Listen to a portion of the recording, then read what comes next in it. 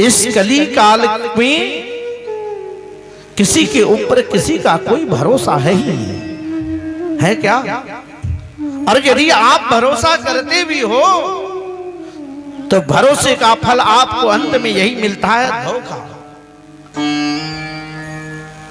इस कली काल में यदि आपको किसी के ऊपर भरोसा हो गया तो आपको ऐसे जगह पे ले जाके पटक देगा, ऐसी धोखा देगा कि फिर जीवन भर किसी दूसरे पर कहीं कोई विश्वास नहीं कर पाओगे।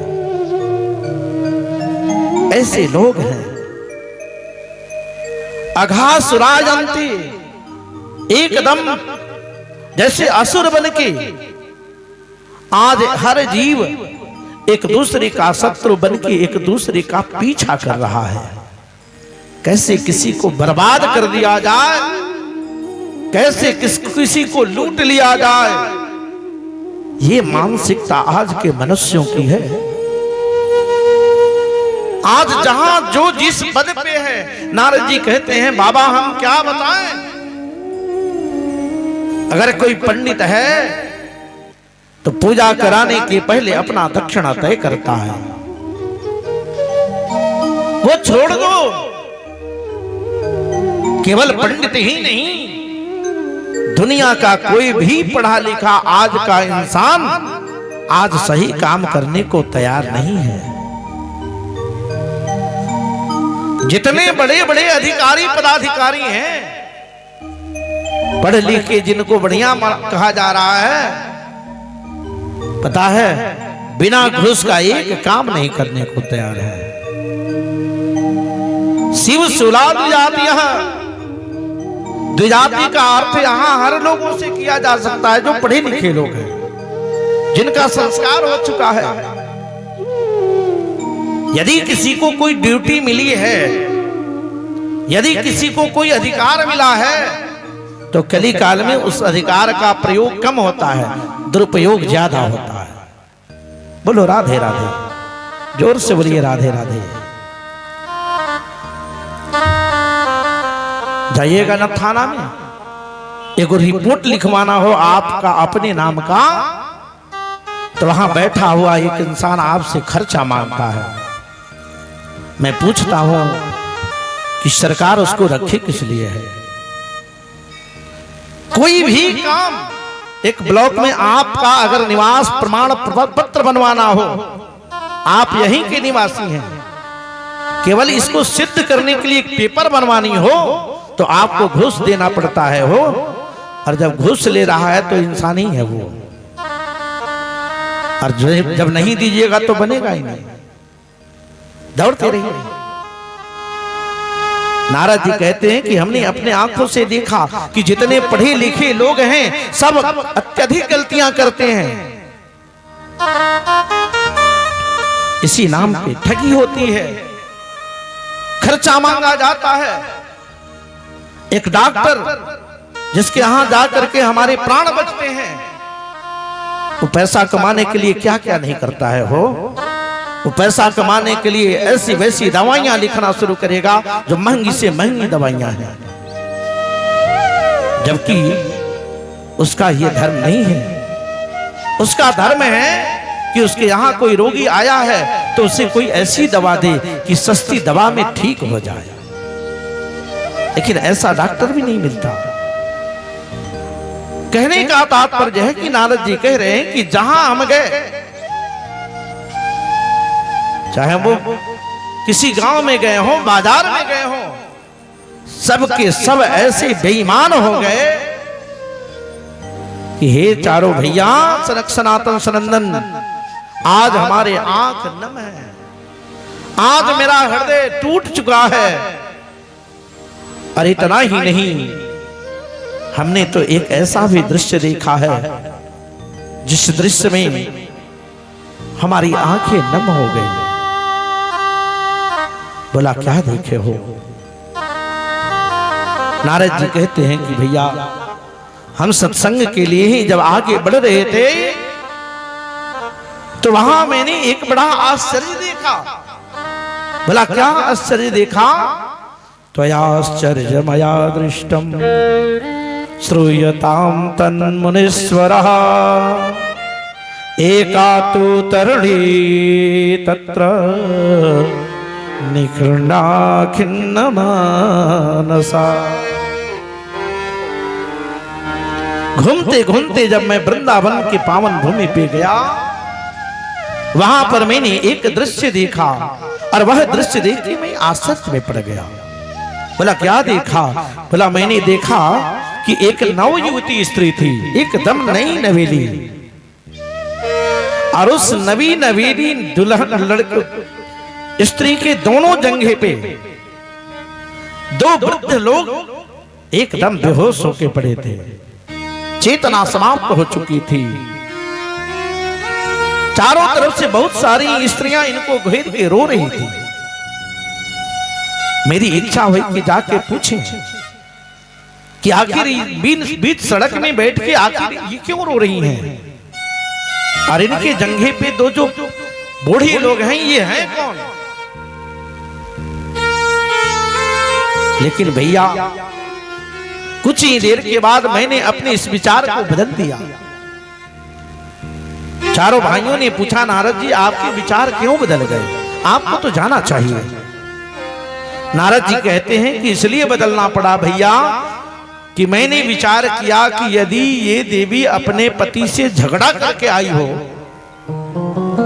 और सड़क पे बैठ के रो रही हो, और फिर हम जाके पूछे कि आखिर तुम रो क्यों रही हो, तो जितना झगड़ा करके आई है उससे ज्यादा हमें डांट सुनने को मिल जाएगा। फिर हमने विचार किया कि इन स्त्रियों के चक्कर में कौन पड़े, चलो हम अपना रास्ता देखते हैं। यह विचार करके जब मैंने आगे बढ़ना शुरू किया कि अचानक पीछे से आवाज आई, भो भो साधु तृणं तिष्ठ मच्चिन्तामपि नाशय दर्शनं तव लोकस्य सर्वथा अगहरं परम। हे बाबा नारद जी रुक जाओ। हे भैया जब मैंने सुना कि ये स्त्रियां हमें बुला रही हैं, तब फिर मैं लौट के आया।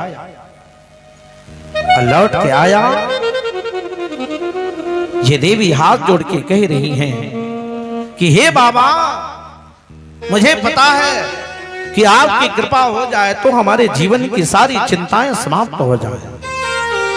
मच्चिन्ताम विनाशनम, हमारे सारे चिंता समाप्त हो जाए। इसलिए हे बाबा आपका दर्शन हुआ है, मुझे पता है दर्शनम तव लोकस्य, आपके दर्शन मात्र से संसार के सारे पाप समाप्त हो जाते हैं।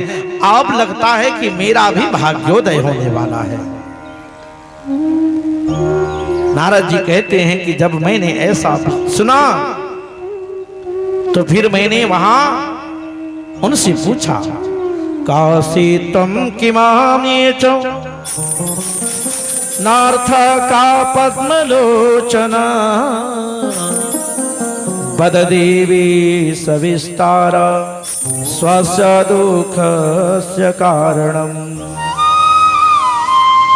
हे देवी तुम कौन हो, तुम्हारा परिचय क्या है, और तुम इतने परेशान क्यों हो, अपने दुखों का सारा बात बताओ, क्यों दुखी हो। फिर उस देवी ने अपना परिचय देना शुरू किया।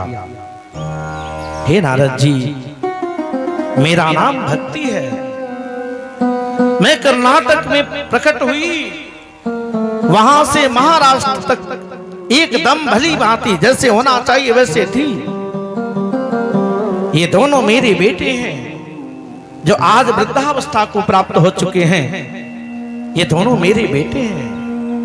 नारद जी को घोर आश्चर्य होने लगा कि ऐसा भी होता है क्या, मां नौ युवती हो और बेटे दोनों बूढ़े, ऐसे थोड़े होता है। होता तो ये है कि मां बूढ़ी होती है और बेटे कम उम्र वाले होते हैं। नारद जी से कहती हैं कि ये दोनों मेरे बेटे हैं। ऐ नारद जी, महाराष्ट्र तक हमारी प्रतिष्ठा हुई, लेकिन जेव ही गुर्जर प्रदेश जो आज गुजरात के नाम से जाना जा रहा है, उस गुजरात में जब ही मेरा कदम पड़ा कि मेरी और मेरे बेटों की स्थिति खराब हो गई। हम वहां जाकर के एकदम दुर्बल हो गए, हम परेशान हो गए। नारद जी ने पूछा ऐसा क्यों? बोला कि वहां पाखंड ज्यादा है, जिस पाखंड के कारण वहां जाते जाते हमारी स्थिति बिगड़ गई। एक बात याद रखना, भले लोग धर्म के नाम पे धर्म करते हैं, लेकिन धर्म करना स्वाभाविक जो लक्षण आज दिख रहा है ऐसा नहीं है। आज का धर्म कम, आज का धर्म अधर्म ज्यादा होता है।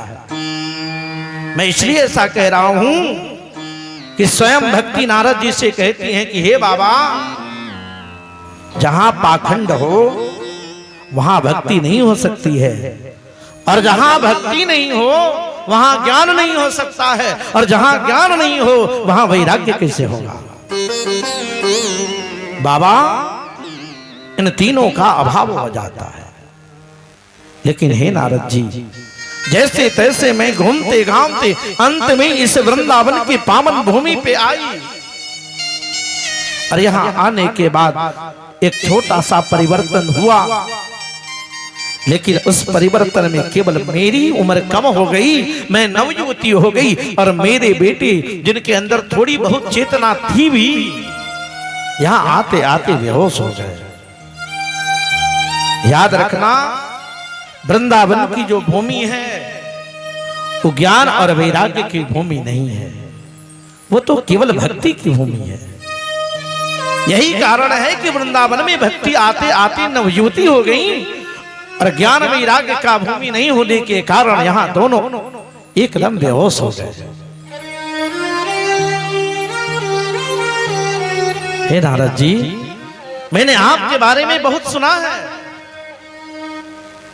आपकी कृपा हो जाए, आप अगर चाह दें तो हमारे दोनों बेटे अच्छे हो जाएं। नारद जी, अब आप ही कुछ करो। नारद जी, आपके बारे में मैंने जो सुना है, बड़ी अद्भुत बात सुनी है। ऐसा सुन करके नारद प्रभु एकदम उदास हो गए, और वहीं पे बीच सड़क पे ही अपनी सारी पोथी पतरा खोल के बैठ गए, और वहीं पे गीता पाठ मुहुर्मुहुः वेद वेदांत घोषश्चै गीता पाठ मुहुर्मुहुः। बार बार वेद का पाठ करने लगे, वेदांत का पाठ करने लगे, और एक बार नहीं मुहुर्मुहुः बार बार गीता जी को पढ़ाने सुनाने लगे। थोड़ा बहुत तो असर होता था, कभी कभी भक्ति ज्ञान वैराग्य थोड़ा ठीक होते थे, पर बार में फिर वो वैसे ही लुढ़क जाते थे। विधाता आवनात काम गड़बड़ाता, विधाता आवनात काम गड़बड़ाता। के हो सके हो के हो से निवही नाता, विधाता आवनात काम गड़बड़ाता, विधाता आवनात काम गड़बड़ाता। हरि बोलो।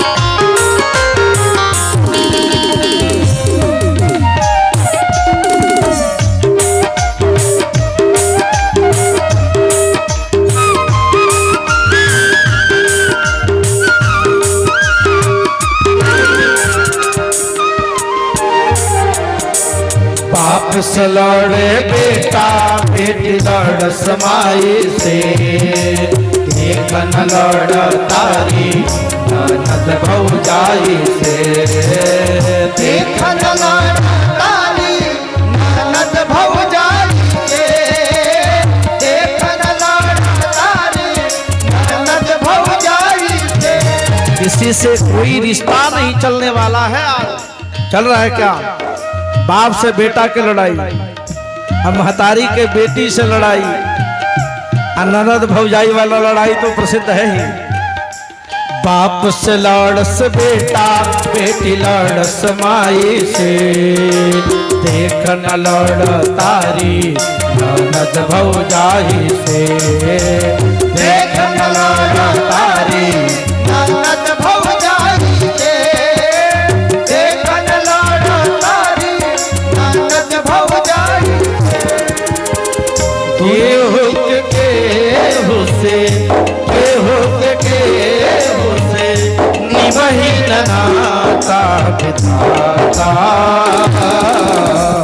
आवनात काम घबराता बिताता, आवनात काम घबराता।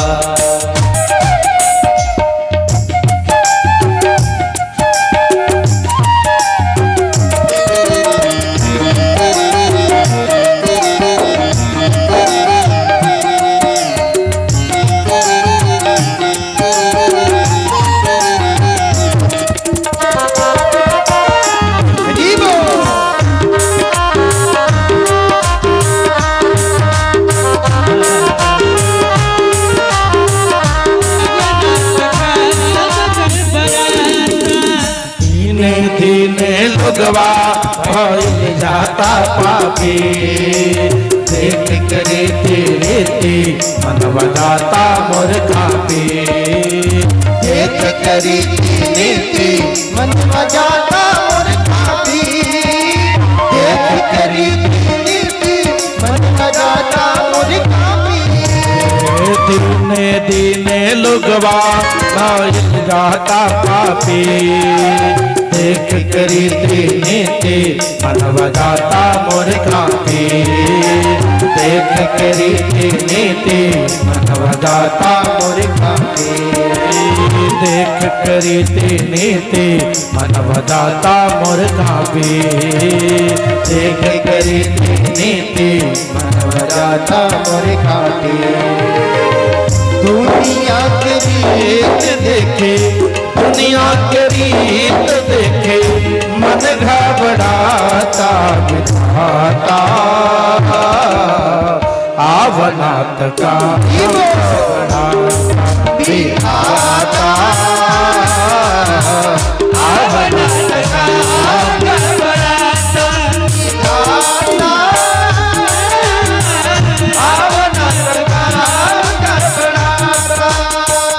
हरि बोलो।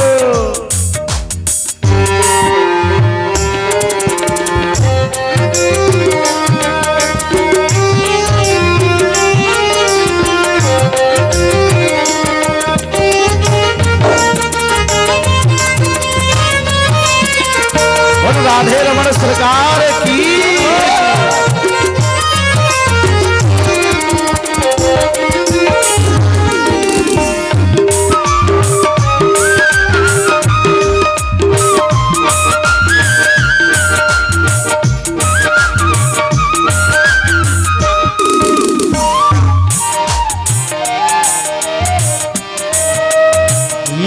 में बतियाई देखल बासाते हो, काम क्रोध मद लोभ से हो ना बाते हो, काम क्रोध मद लोभ से हो ना बाते हो, काम क्रोध मद लोभ से हो ना बाते हो। गीता में बतियाई लेखल बासाते हो, काम क्रोध मद लोभ से केहू ना बाचे हो। काम क्रोध मद लोभ से केहू ना बाचे हो। काम क्रोध मद लोभ से केहू ना बाचे हो। काम क्रोध मद लोभ से केहू ना बाचे हो। पल पल में लोग बाके पल पल में लोग बाके रहिया भुलाता दिखाता आवना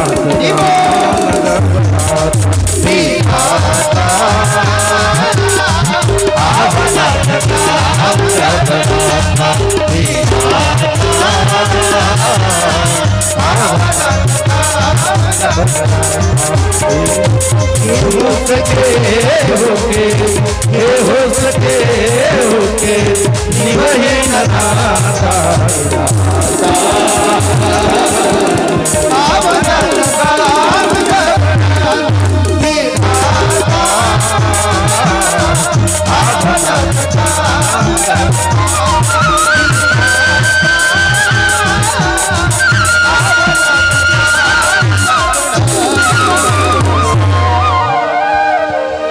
भागवत महापुराण की जय हो।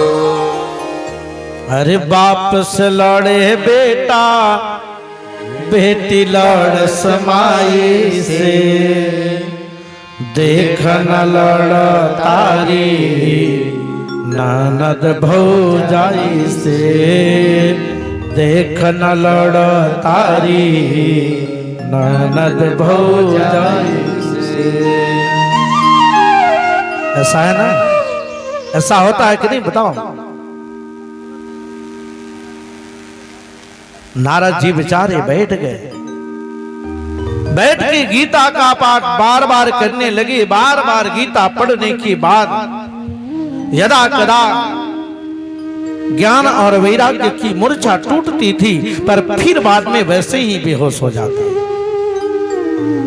बाद में आकाशवाणी हुई, ऐ नारद जी आप उद्योग करो सफल हो जाओगे। नारद जी बेचारे परेशान हो गए, कब से मैं किए जा रहा हूं, क्या ये परिश्रम नहीं है?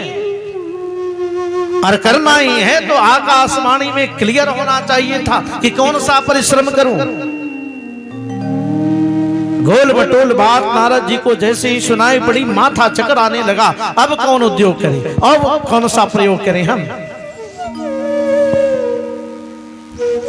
नारद जी वहीं से उठ गए, ज्ञान वैराग्य के साथ भक्ति को कह के उठ गए कि आप यहीं रहो, हम जा रहे हैं।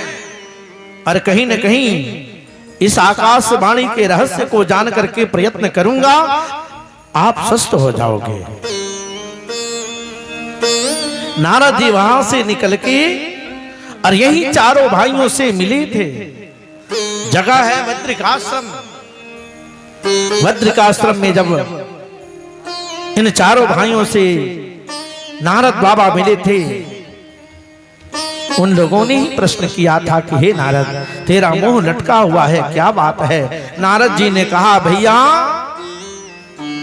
सारा वृतांत सुनाया भक्ति ज्ञान वैराग्य का, और जब सुनाया कि ये सब के सब बेहोश हैं, केवल भक्ति जो उनकी मां है वही ठीक है, तो उन चारों भाइयों ने कहा कि इसका अब एक ही उपाय है। बोला कौन सा उपाय है?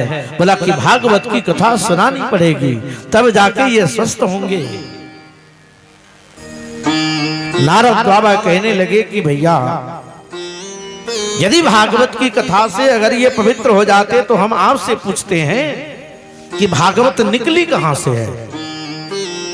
चारों भाइयों ने कहा कि नारद जी भागवत जी तो वेद से आए हैं, भगवान के मुंह से आए हैं।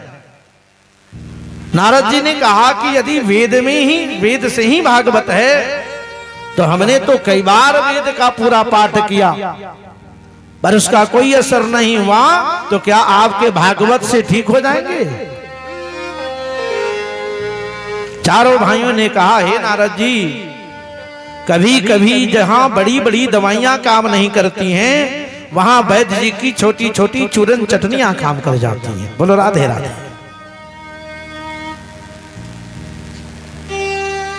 चारों भाइयों ने कहा कि नारद जी, हम आपको गारंटी देते हैं कि यदि भागवत को सुना दिया जाए तो ये चारों के तीनों स्वस्थ हो जाए। चिंता करने की आवश्यकता नहीं है, ये ठीक हो जाएंगे। नारद जी ने पूछा, वो कैसे ठीक हो जाएंगे महाराज? बड़ा सुंदर उत्तर चारों भाइयों ने दिया है। चारों भाई कहते हैं कि हे नारद जी, आपको पता है कि दूध में ही घी छुपा रहता है ना? घी कहां से निकाली जाती है? घी जब निकाली जाती है तो दूध से ही निकाली जाती है। लेकिन जो काम घी कर देगा, क्या वो दूध कर लेगा? बताओ। यदि चाहो कि दूध में गर्मा गर्म पुणी बना लो तो क्या पुणियां बन जाएंगी? नहीं बन सकती ना। ठीक उसी तरह से भागवत जी इसी वेद में छुपे हैं, लेकिन जो काम भागवत जी कर देंगे वो वेद नहीं कर पाएगा। हे नारद जी, आप चिंता मत करो। जिस प्रकार दूध में घी छुपे रहने के कारण दूध की कीमत से ही बिक जाती है, उसका महत्व नहीं समझ में आता है। लेकिन वही दूध से अगर घी को अलग कर लिया जाए तो उसका कीमत भी बढ़ जाता है और कार्य भी बढ़ जाता है। अथवा, बड़ी ध्यान से सुनना है आप लोग, अथवा सबको पता है ना कि चीनी कहां से निकलती है? पता है ना चीनी कहां से आती है? गन्ने से आती है। यदि कोई सज्जन पुरुष किसी गन्ने के पोण को काट के चाय के केतली में डाल के चाहे कि चाय को गर्म कर ले और गर्म करके मीठी कर ले, तो क्या मीठी होगी? सबको पता है कि हर पोण में चीनी भरा है। अगर वहीं से चीनी निकलना है तो इसको मीठा हो जाना चाहिए। लेकिन चाय की केतली को पूरा भर दीजिएगा गन्ना को काट के तो भी मीठापन नहीं आएगा। लेकिन जब ही इसको मिल में ले जाके पिरवा के इसका चीनी अथवा मीठा बनवा लीजिएगा, मीठा हो जाएगा।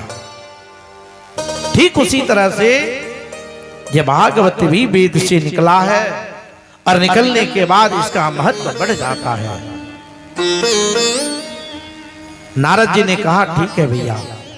चारों भाइयों ने आदेश करी नारद जी से, है नारद जी, आप चले जाओ वृंदावन, वहां से जी उन तीनों को लेकर के आओ।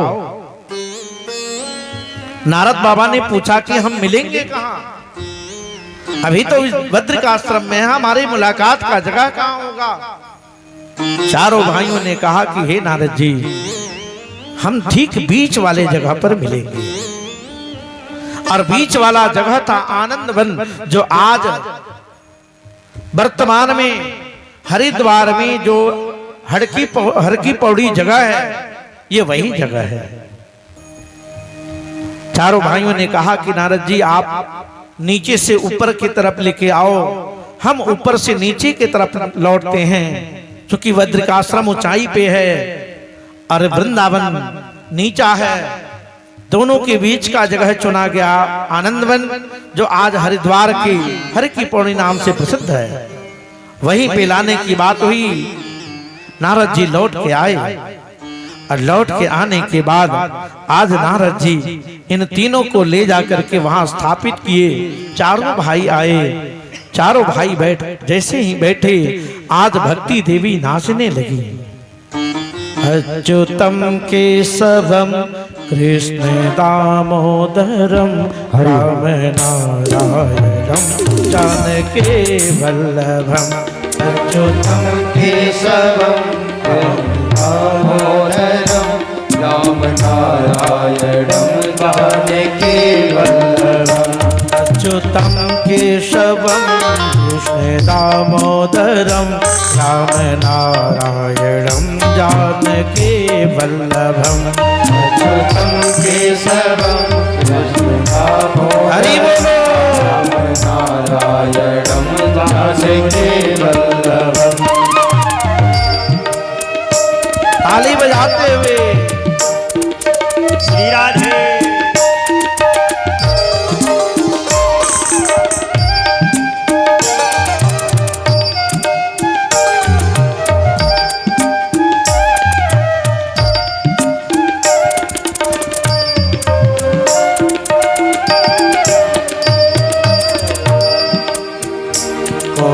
कहता है भगवान आते नहीं, कौन कहता है भगवान आते नहीं, कौन कहता है भगवान आते नहीं, कौन कहता है भगवान आते नहीं,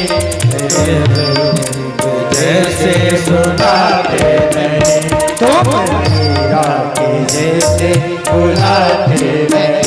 अच्युतम केशवम कृष्ण दामोदरम, अच्युतम केशवम कृष्ण दामोदरम, राम नारायणम जानकी वल्लभम, राम नारायणम जानकी वल्लभम। हरि बोलो। ताली बजाते हुए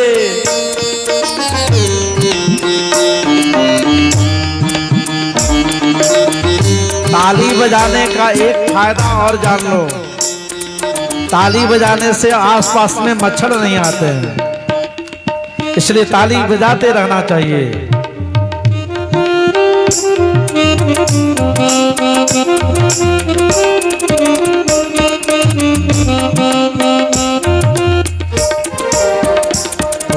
कहता है भगवान खाते नहीं, कौन कहता है भगवान खाते नहीं, कौन कहता है भगवान खाते नहीं, कौन कहता है भगवान खाते नहीं, बैर सबरी के जैसे खिलाते नहीं, बैर सबरी के जैसे खिलाते नहीं। अच्युतम केशवम कृष्ण दामोदरम, अच्युतम केशवम कृष्ण दामोदरम, राम नारायणम जानकी वल्लभम, राम नारायणम जानकी वल्लभम, राम नारायणम जानकी वल्लभम, राम नारायणम जानकी वल्लभम। बल भागवत महापुराण की जय हो। सब आके बैठ गए। चारों भाइयों ने आज भागवत को प्रारंभ किया है हो, और भागवत के प्रारंभ होते ही भक्ति भगवती नाचने लगी। उसमें ध्रुव जी बैठ के तबला बजा रहे थे, नारद अपनी वीणा बजा रहे थे, बड़े बड़े अमलात्मा विमलात्मा ब्रह्मांड के सारे देवी देवता उस कथा में विराज रहे हैं। बड़ा आनंद का समय, एक एक करके कथाएं आगे बढ़ती गईं, और अंत में इस कथा का प्रभाव ये हुआ कि इनके दोनों ज्ञान और वैराग्य पवित्र हो गए। सूत जी कहते हैं कि हे ऋषियों, जिस कथा को सुनने के बाद ज्ञान वैराग्य भी ठीक हो जाए, इस कथा का महत्व कौन गा सकता है। सूत जी से ऋषियों ने कहा कि महाराज और कोई व्याख्या हो तो बताओ, कोई और इससे मुक्त हुआ हो तो बताओ। दूसरी प्रमाण देना प्रारंभ किए, और सूत जी कहते हैं कि महाराज एक जगह था जिसका नाम था तुंगभद्रा, ये नदी है, वहां एक उत्तम नाम का नगर था। उस नगर में एक आत्मदेव नाम के ब्राह्मण देवता रहते थे।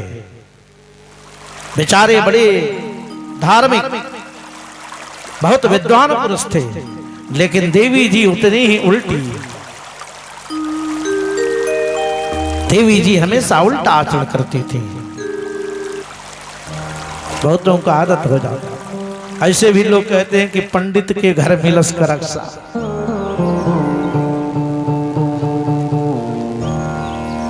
एक पंडित जी थे,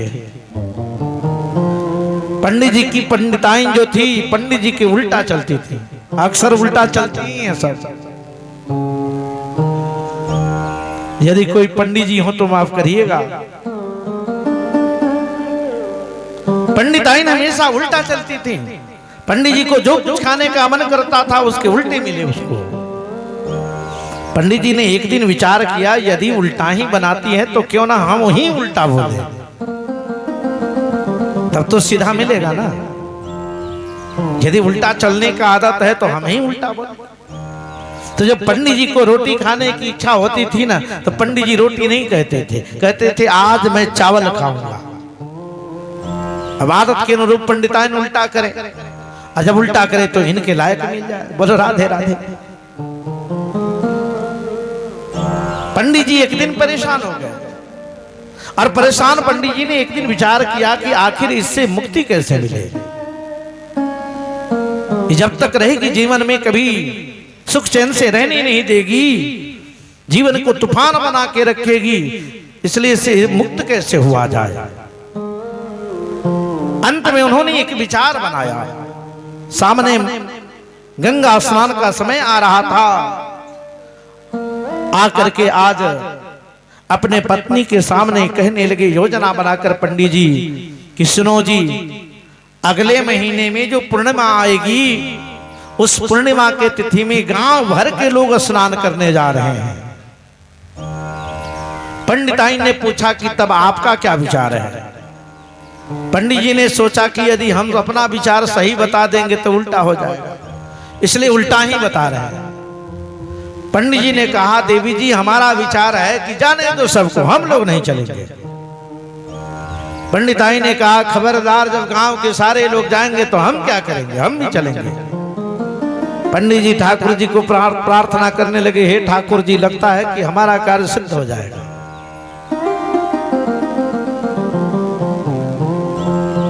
सही रास्ते पे हैं हम। पंडित जी ने कहा, ठीक है, यदि तुम कह रही हो तो मैं चला जाता हूं, तुम मत जाना। पंडिताइन कहती हैं, खबरदार पंडित जी, आप ही गंगा में नहाओगे, हम भी नहाएंगे। अभी देखे नहीं कुंभ में कितना भीड़ था,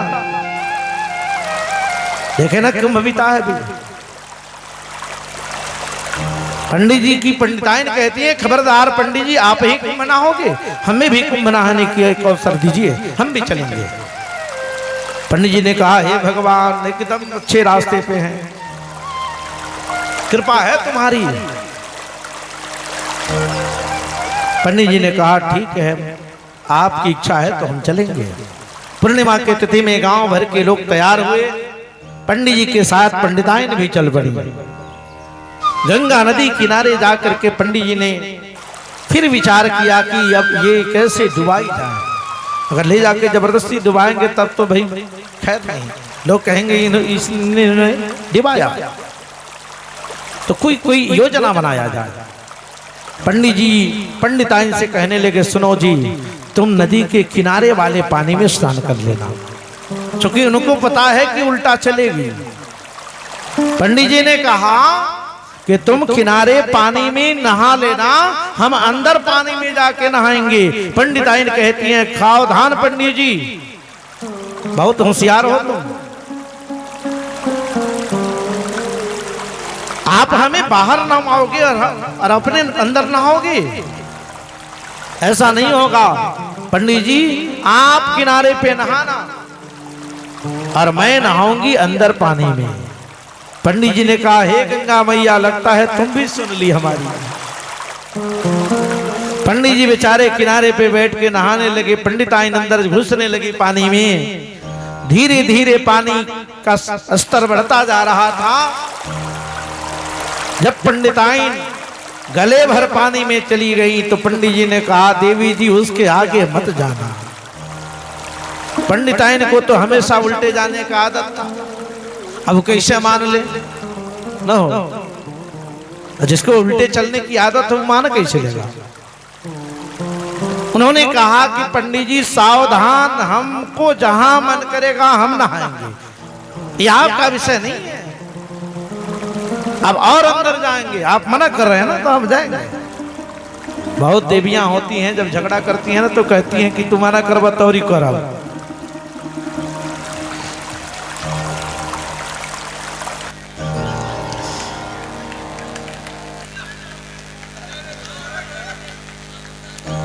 प्यारे, पंडित जी जितना मना कर रहे थे पंडिताइन उतना ही अंदर जा रही थी। जाते जाते एक जगह ऐसा भी आया कि डूबने वाला पानी मिला। पंडिताइन का पैर पानी में पड़ गया, पंडिताइन लगी डूबने। डूबती हुई पंडिताइन चिल्लाने लगी, पंडित जी बचाओ बचाओ। पंडित जी बेचारे किनारे बैठ कर कह रहे थे, हे गंगा मैया इसको डुबाओ डुबाओ। बेचारी उसी में डूब गई। डूबने के बाद पंडित जी किनारे लगे खोजने। गांव वालों को रहा नहीं गया। गांव वालों ने कहा, पंडित जी आप भी उल्टे ही आदमी हैं। अरे आपकी देवी जी डूबी हैं बीच पानी में और आप खोज रहे हैं किनारे। पंडित जी ने कहा कि वो तो हमारी पत्नी थी, मुझे पता है ना कि कैसे रहती थी। वो हमेशा उल्टा चलने का आदत था, इसीलिए मैं यहाँ उल्टे जगह पे खोज रहा हूँ, क्योंकि वो डूबी होगी उधर और आके इधर कहीं लगी होगी। तो राधे राधे। पंडित जी जितने विद्वान आत्मदेव जी थे, उतने ही बड़ी मूर्ख उनकी पत्नी, जिनका नाम धुंधली था। बुढ़ापे का समय आ गया, कोई बाल बच्चा नहीं हुआ। पंडित जी बेचारे एक दिन उदास हो गए, क्योंकि उनको कोई देखना नहीं चाहता। समाज में देखिएगा, यदि किसी को बाल बच्चा नहीं होता है तो ये माता जी लोग थोड़ा ज्यादा भेदभाव जानती हैं। उसको ये कह के प्रताड़ित किया जाता है कि इसका मुंह देखने से उस दिन का यात्रा खराब हो जाता है, जबकि ऐसा नहीं होता है। पंडित जी को कोई संतान नहीं, चौथे पल में उनके जजमानों ने भी छोड़ दिया। पंडित जी ने विचार किया कि यदि हमारे जजमान भी हमें देखना नहीं चाहते तो हम घर में रह के क्या करेंगे। पंडित जी बेचारे घर से बाहर निकल गए, उत्तर दिशा में यात्रा प्रारंभ कर दी। पंडिताइन बड़ी खुश हो गई कि पंडित जी चले गए, अब जो रोकने वाला था सवाल।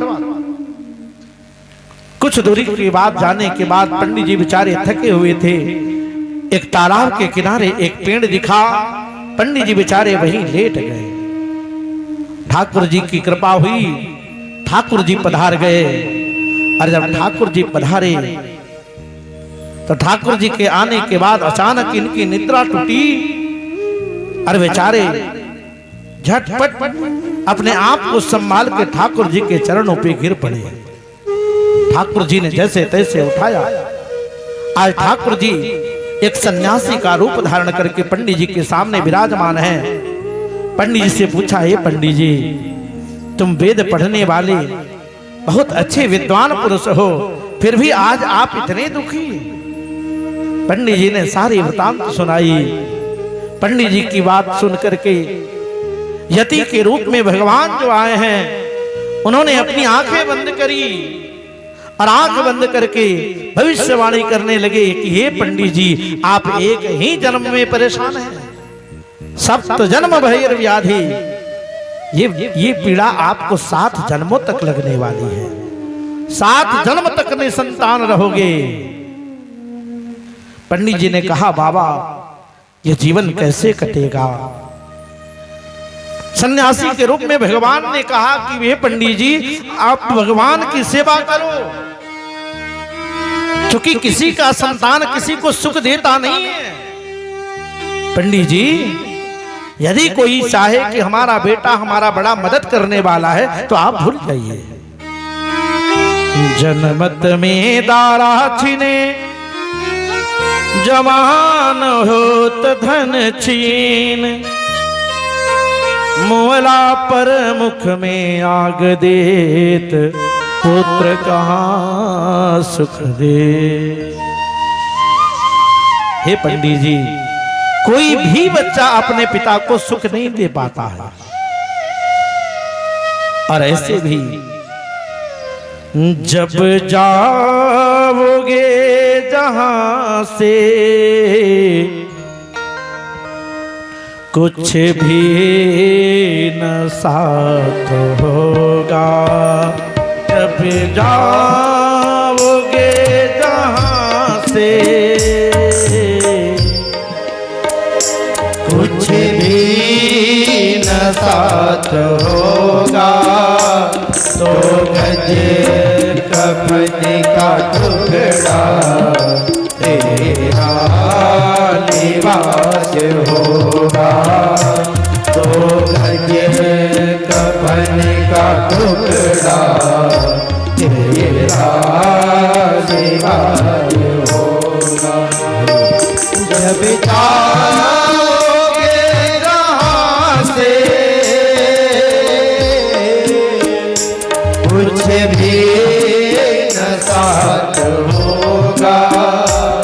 तो गज कफन का टुकड़ा तेरा लिबास होगा। तो गज कफन का टुकड़ा तेरा लिबास होगा। ऐसा नहीं कि किसी को 2, 4, 5 संतान है तो पिता के मरने पर सोने का चद्दर उड़ा के भेज दे, है क्या?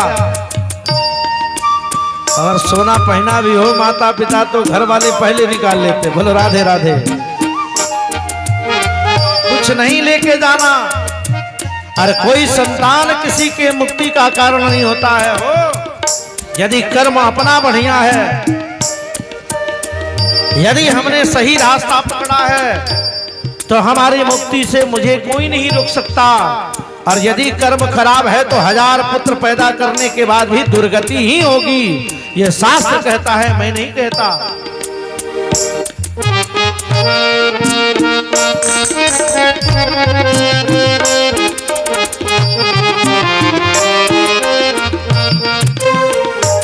चुन चुन के लकड़ियों से ढक देंगे तेरे तन को। चुन चुन के लकड़ियों से ढक देंगे तेरे तन को। आपस में बांट लेंगे तेरे कमाए धन को।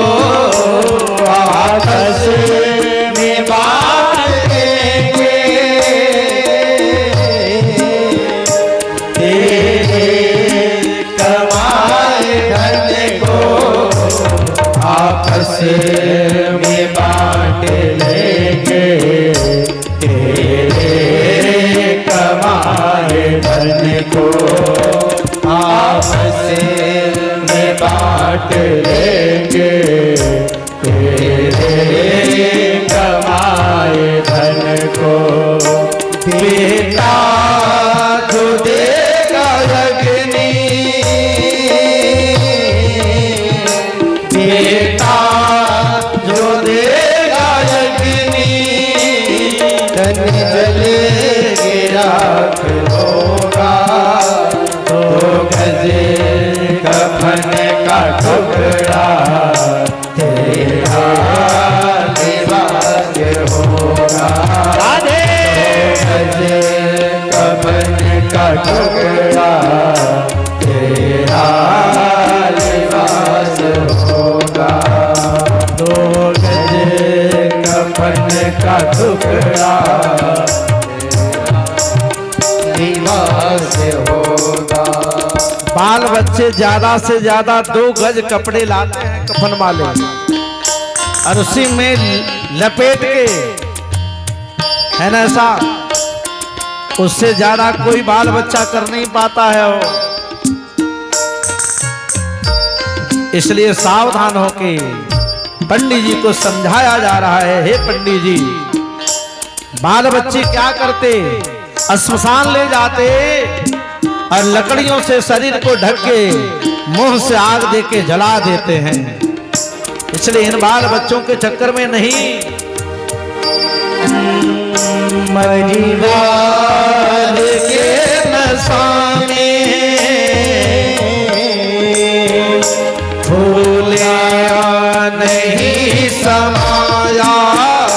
मरीवाल के नसाने भूला नहीं समाया।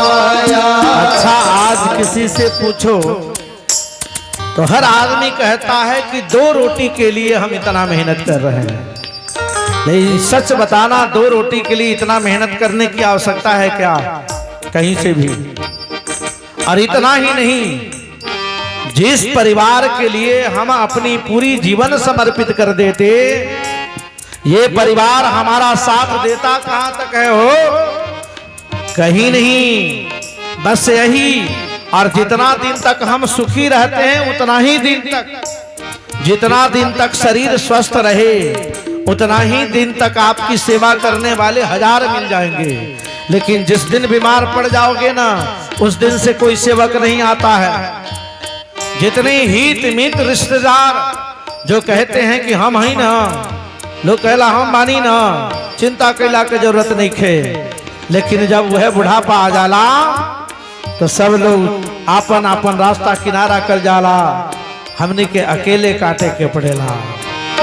परिवार के नशे में भूला नहीं समाया, परिवार के नशे में भूला नहीं समाया, मंदिर से जो गुजरा कहीं से ना झुकाया, मंदिर से जो गुजरा कहीं से ना झुकाया। एकदम हर और बैल की तरह नथ के सवेरे भोर से लगते हो और रात तक परिवार के चक्कर में खटते हो। क्या कभी आप मंदिर में जाके कुछ सेवा कर पाते हो?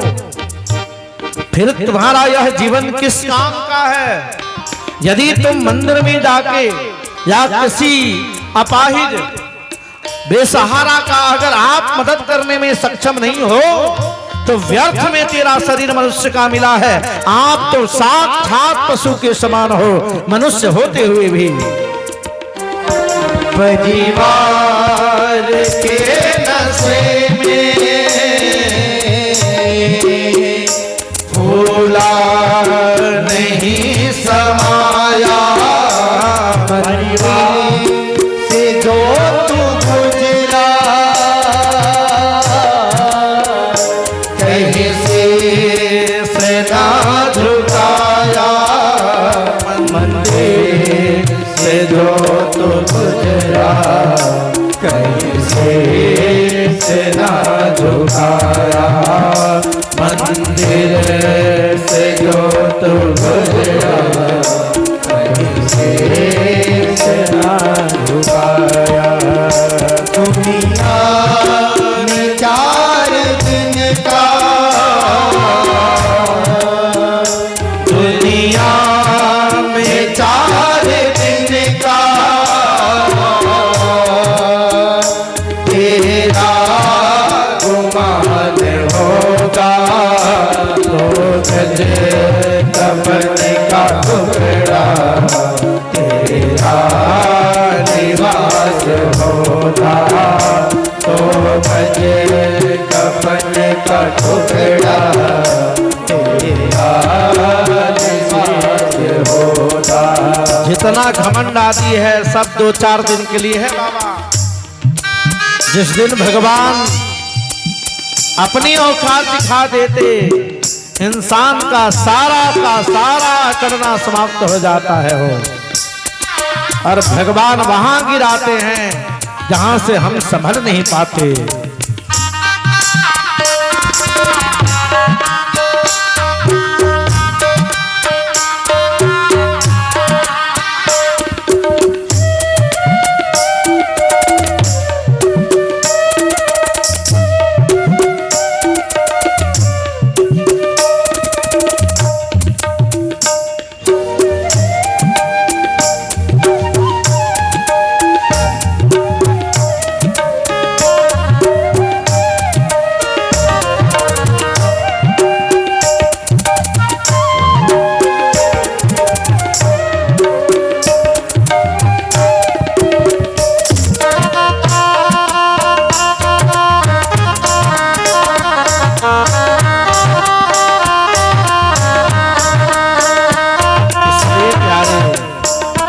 समय निकालो भगवान में।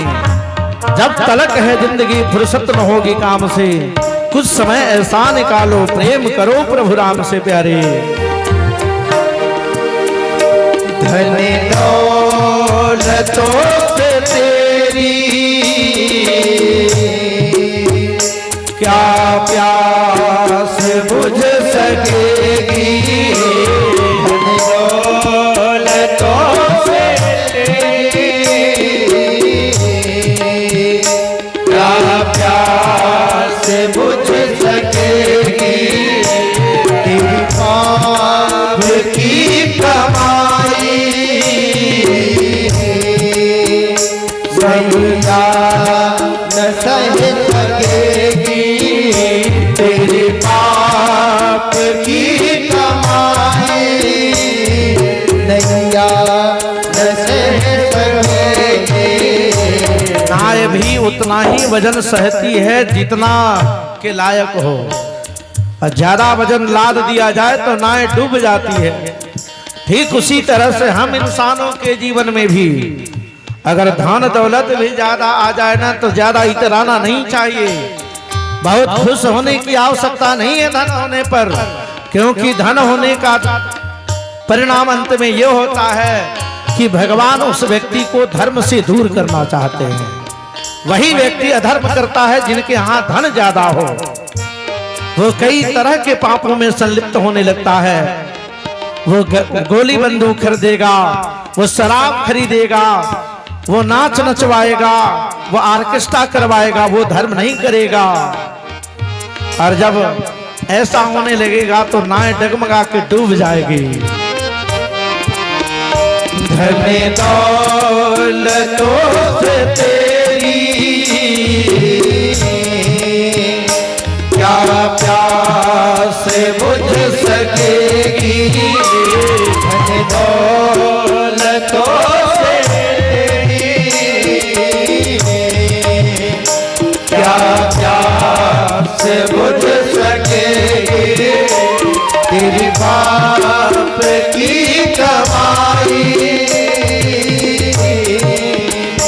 नैया न सह सकेगी। तेरी बाप की कमाई नैया न सह सकेगी। तेरी बाप की कमाई नैया न सह सकेगी। तेरे पाप की कमाई नैया न सह सकेगी। तेरी पाप की कमाई तेरी पाप की कमाई सब जल के राख होगा। दो गज कफन का टुकड़ा तेरा निवास होगा। दो गज कफन का टुकड़ा तेरा निवास होगा। दो गज कफन का टुकड़ा तेरा निवास जब जाओगे जहाँ से जब जाओगे जहाँ से कुछ भी न साथ होगा। दो गज कफन का टुकड़ा तेरा निवास होगा। दो गज कफन का टुकड़ा तेरा निवास होगा। दो गज कफन का टुकड़ा तेरा निवास होगा। बल भागवत महापुराण की जय हो। धन दौलतों से तेरी क्या प्यास बुझ सकेगी। तेरी पाप की कमाई नैया न सह सकेगी, तेरी पाप की कमाई नैया न सह सकेगी, तेरी पाप की कमाई नैया न सह सकेगी, तेरी पाप की कमाई सब जल के राख होगा, तो गज कफन का टुकड़ा तेरा लिबास होगा, तो गज कफन का टुकड़ा तेरा लिबास होगा। सन्यासी के रूप में आए भगवान आत्मदेव जी को समझा रहे थे, क्यों बेटा बेटी के चक्कर में पड़े हो, कौन सुख देता है, ठीक है तेरा ऐसे ही, तू भगवान के चरणों में जा।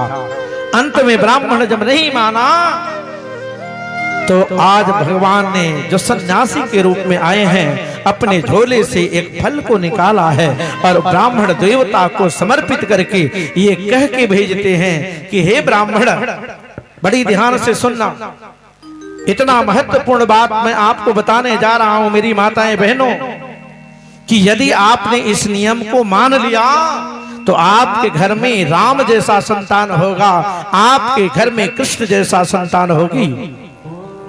लेकिन मानोगे तो? सन्यासी के रूप में भगवान जो आए थे फल निकाल के ब्राह्मण को देते हुए सौंप दिए और कहने लगे कि हे ब्राह्मण देवता, इस फल के प्रभाव से संतान तो होगी, लेकिन इस फल के साथ ही साथ अपने पत्नी को 5 विधि बता देना। ध्यान रहे मेरी माताएं बहनों, यदि आपकी इच्छा है कि हम बढ़िया संतान पैदा करें, क्योंकि हर स्त्रियों का ये इच्छा है, ऐसा ही इच्छा होता है कि हमारे गर्भ से ऐसा संतान प्रकट हो जिससे हमारा नाम का जस फैले, लेकिन केवल ये इच्छा ही रहती है। हाथ जोड़ के आपसे आग्रह करूं कि आज कली काल की देवियां तो सब के सब नियम को ताक पे रख देती हैं, और यही कारण है कि हमें बाद में रोना पड़ता है, क्योंकि बच्चों को सही या बुरा बनाना मेरी माताएं बहनों आपका जिम्मेदारी है। आप ये कह के आप अपने जिम्मा से अलग नहीं हो सकते कि आप अपने पति पर दोष लगा दे कि आपके गलती के कारण ऐसा हुआ है।